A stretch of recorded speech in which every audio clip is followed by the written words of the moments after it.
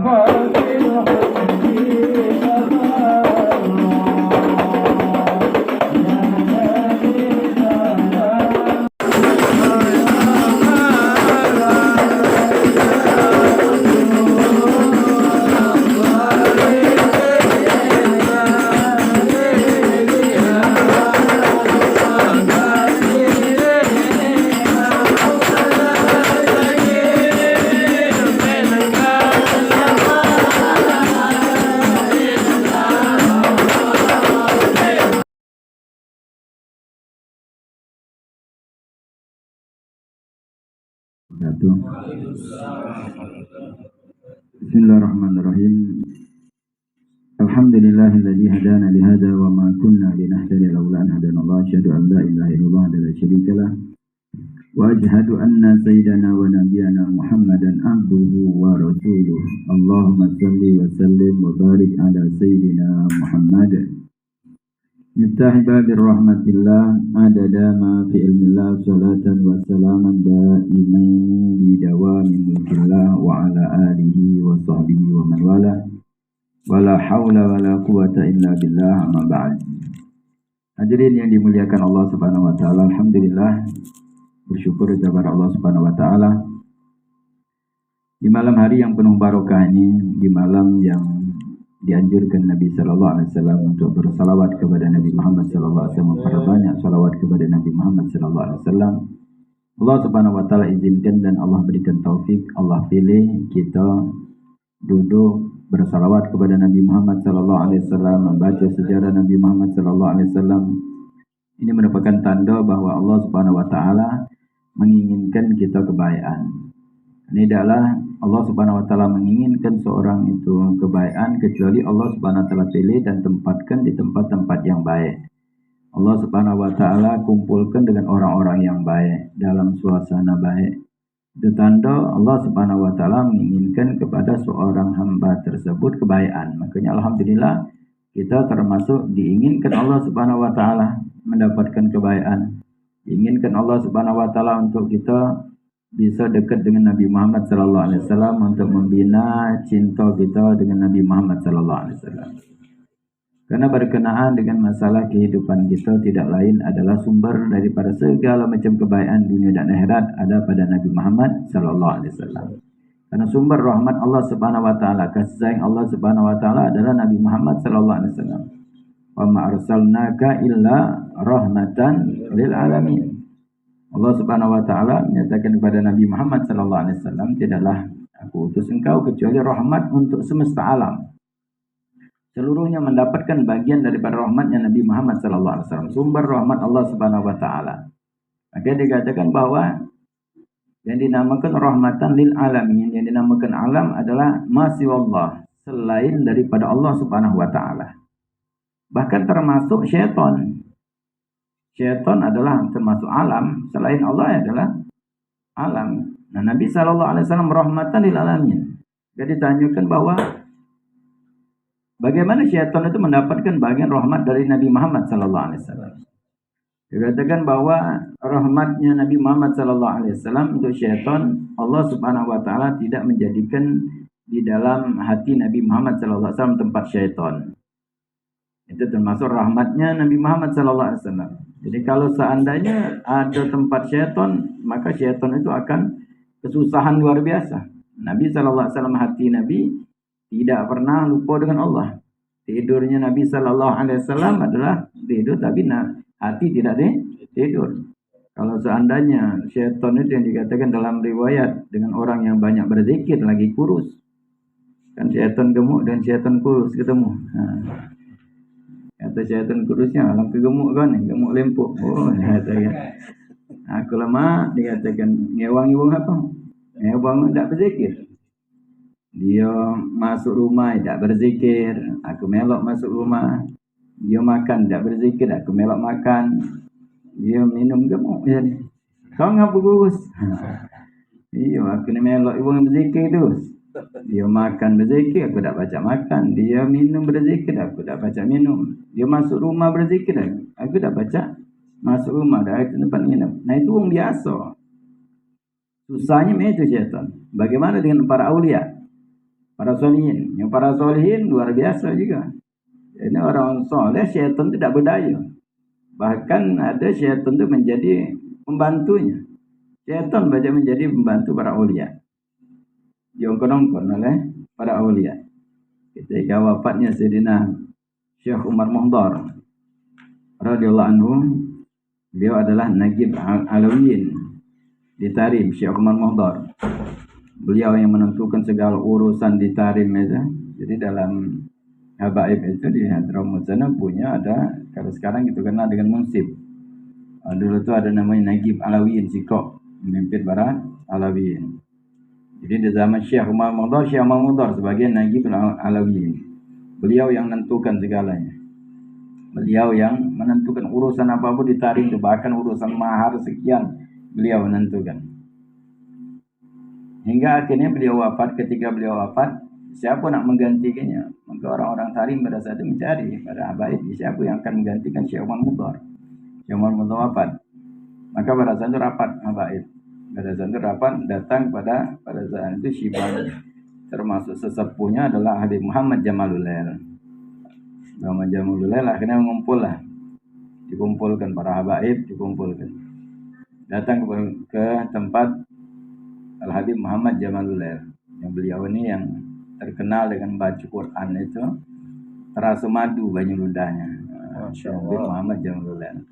Ke beliau dikatakan kalau Ramadan tidak baca Quran di siang hari, bukan takut batal, bukan ada batal dalam menyeludah. Namun takut khawatir tidak ada lapar. Jadi khawatir tidak ada lapar, maka dia kalau baca Quran di Ramadan di malam hari. Siang hari yang lain, ibadah-ibadah yang lain. Nabi Muhammad Jamalul Lail. Jadi pada saat itu sesepuh termasuk sudah beliau datanglah baik-baik kumpul. Minta saran siapa yang bakalan menggantikan. Akhirnya beliau ketika datang kumpullah di masjid. Sampai sekarang ada masjid. Jadi ada besar masjid.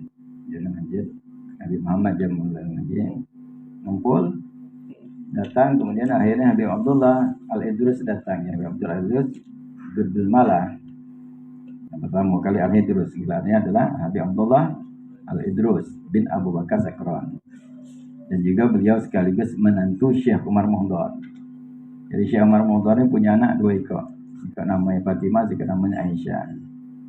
Al-Idrus buat Aisyah.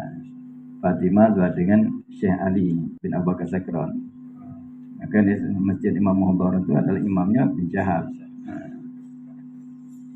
Jadi pada saat lagi ngumpul, tiba-tiba pada sana datang Habib Abdullah, masih muda, Habib Abdullah Al-Idrus. menantu Syekh Umar Mudhar. Ketika beliau datang baru duduk, datang ada orang yang bawa kopi, bawa ini. Dijengoknya, dimbeknya sendal kejarinya. Belagi tadi, ngomong terkejut kalau belagi kenapa dikatakan ini nak melok-melok di sini, belagi dikejari. Lalu dia gebuk pakai sendal dia tu. Akhirnya belagi, orang tadi. Bung heran, kenapa ni Abdullah Lindrus ni ngejar orang itu. Pada akhirnya Nabi Muhammad ngomong, dia ngomong, nah ini dia kata pengganti Syekh Muhammad Mudhar. Dia kata Nagib Alawiyin sekarang. Kenapa dia kata ini? Dia yang tahu itu syaitan. Yang tahu itu syaitan menjadi membantu Nabi Muhammad. Nah, ini para aulia itu tunduk karena orang yang bisa mengendalikan hawa nafsu itu syaitan terlemah. Manusia ini hawa nafsunya yang lebih mendukung, syaitan itu lemah. Tapi hawa nafsu, maka orang mampu mengendalikan hawa nafsu, maka syaitan tidak berdaya. Dan syaitan takut, ya, syaitan takut. Maka bayangan Sayyidina Umar, syaitan takut. Gitu ya. Itu orang-orang soleh. Sampai di hari kiamat orang soleh itu jangankan syaitan, neraka takut. Neraka takut. Cahaya yang dimiliki para orang-orang soleh. Nanti di hari kiamat neraka itu ngomong dengan orang soleh. Justru mukmin fa inna nuraka tudfi'ul hadid. Cepatlah wahai mukmin, cepat. Sesungguhnya cahayamu akan memadamkan api. Neraka takut. Ini orang-orang yang takut dengan Allah Subhanahu wa taala. Itu para aulia, para solihin. Bagian daripada cahaya Nabi Muhammad sallallahu alaihi wasallam. Maka bagaimana Nabi Muhammad sallallahu alaihi wasallam? Syaitan akan susah ini. Syaitan akan tunduk. Maka itu rahmatnya Nabi sallallahu alaihi wasallam untuk syaitan. Tidak ada tempat di antaranya adalah tidak ada tempat syaitan di hati Nabi sallallahu alaihi wasallam. Kalau ada itu akan saruh syaitan itu. Maka itu kasih sayang Nabi sallallahu alaihi wasallam. Maka terlebih lagi untuk umatnya. Umat Nabi Muhammad sallallahu alaihi wasallam. Maka diberikan kita kemudahan bagi kita menjadi umatnya Nabi Muhammad sallallahu alaihi wasallam. Bersyukur, nikmat yang luar biasa. Maka nikmat Islam, nikmat kita menjadi umatnya Nabi Muhammad sallallahu alaihi wasallam itu sangat luar biasa. Maka diingatkan dulu Sayyidina Abdullah bin Syahab kalau malam Selasa di Masjid Surur itu ceramahnya itu kan mengingatkan kita nikmat Islam. Alhamdulillah ala nikmat Islam. Ceramahnya itu beliau mengingatkan bahwa kita ini begitu besar nikmat yang Allah Subhanahu wa taala berikan kepada kita, terutama kita menikmat menjadi umatnya Nabi Muhammad sallallahu alaihi wasallam. Makanya bina kita hubungan kita dengan Nabi Muhammad sallallahu alaihi wasallam dengan apa yang baca kita lakukan. Karena ada sumbernya itu. Kalau orang yang jauh dari Nabi Muhammad sallallahu alaihi wasallam dia akan celaka. Orang yang mencintai Nabi sallallahu alaihi wasallam walaupun amalannya sedikit dengan keyakinan cinta dengan Nabi maka derajatnya akan tinggi. Orang yang beramalnya banyak tapi di situ ada kebencian terhadap keluarga Nabi, masuk neraka dia. Karena adalah haknya Nabi Muhammad sallallahu alaihi wasallam sangat besar. Maka kalau kita nak berakhlak ya akhlak dengan Nabi Muhammad sallallahu alaihi wasallam. Akhlak dengan Nabi sallallahu alaihi wasallam itu akhlak nomor 1. Jadi kalau sudah berbicara akhlak gitu, ya akhlak dengan Allah Subhanahu wa taala, dengan Nabi Muhammad sallallahu alaihi wasallam, baru setelahnya yang lainnya. Yang lain, wong tua kita memang harus kita berakhlak, cinta dengan wong tua kita, berbakti dengan wong tua kita. Tapi ada batasannya. Kalau melanggar perintah Allah, tidak boleh kita berbakti. Tidak namanya berbakti. Itu Nabi Muhammad sallallahu alaihi wasallam. Makanya sahabat itu ketika pada sana urusan wong tua yang apa dengan Nabi itu. Karena hak Nabi lebih. Karena Nabi izinkan untuk berbakti dia. Kalau mereka mungkin tinggalkan. Bahkan mereka kalau nyatakan menawarkan kepada Nabi Muhammad sallallahu alaihi wasallam, kalau misalnya nak mintakan bunuh wong tuanya, mintakan aku Kenapa? Haknya Nabi sallallahu alaihi wasallam itu lebih besar daripada yang lainnya. Ya wong tua itu kan berbakti karena Nabi sallallahu alaihi wasallam ngomongkan berbakti dan wong tua. Begitu juga guru. Guru misalnya kita belajar, tapi kalau guru itu sudah jauh dari Nabi, ya tinggalkan guru itu. Karena berbakti dengan guru itu dapat keberkahan dengan guru karena Nabi Muhammad sallallahu alaihi wasallam. Bukan kita berdoa kalau ini guru kita tidak dapat berkah. Kalau misalnya guru jauh dari Nabi, ya tinggalkan guru. Ikut Nabi sallallahu alaihi wasallam. Nah, untuk berapa banyak pada saat dikatakan apa murid dan guru ketika gurunya nyimpang dari Nabi sallallahu alaihi wasallam, maka ditentangin gurunya. Ditentang kenapa? Nyimpang dari Nabi sallallahu alaihi wasallam karena sumbernya adalah Nabi Muhammad sallallahu alaihi wasallam. bergantung pada Nabi sallallahu alaihi wasallam. Jadi apapun, tak ada namanya udah kita dapat berkah guru. Ya benar kan, guru yang baik, guru yang bagus ya, guru yang menyampaikan kita dengan Nabi Muhammad sallallahu alaihi wasallam. Maka guru yang bagus itu guru yang senantiasa menyampaikan kita, mengenalkan kita, menambah kita cinta kepada Nabi, cinta kepada keluarga Nabi, cinta kepada sahabat Nabi sallallahu alaihi wasallam. Itu guru yang bagus. Alhamdulillah, guru-guru kita itu. Guru-guru kita senantiasa mengingatkan kita, menyambungkan kita, menambahkan motivasi kepada kita untuk cinta kepada Nabi sallallahu alaihi wasallam. Maka dia malam Jumat Maulid dengan ada baca Buddha juga kan. Ini enggak dikenalkan kepada Nabi sallallahu alaihi wasallam. Yang tadi yang kita tidak kenal, ya dikenalkan pada Nabi sallallahu alaihi wasallam. Ini guru-guru yang baik itu. Jadi guru yang bagus modelnya itu. Guru yang hebat, alhamdulillah kita punya guru-guru hebat kan. Top kalau mereka cinta mereka dengan Nabi sallallahu alaihi wasallam. Kita saksikan dengan bagaimana akhlak mereka, bagaimana dengan tingkah laku mereka mengorbankan seluruhnya waktu dengan itu untuk apa? Untuk Nabi sallallahu alaihi wasallam. Alhamdulillah kita punya guru-guru yang hebat. Yang mudah-mudahan ikatan kita dengan guru-guru kita yang mengikat kita untuk Nabi Muhammad sallallahu alaihi wasallam itu bertambah kuat. Mudah-mudahan dengan kita majelis seperti ini bertambah kecintaan kita kepada Nabi Muhammad sallallahu alaihi wasallam. Mudah-mudahan Allah Subhanahu wa taala senantiasa berikan kita kebaikan dunia dan akhirat dengan Nabi Muhammad sallallahu alaihi wasallam. Amin ya rabbal alamin. Walakum minkum. Wassalamualaikum warahmatullahi wabarakatuh. Waalaikumsalam warahmatullahi wabarakatuh. Ya Rabb.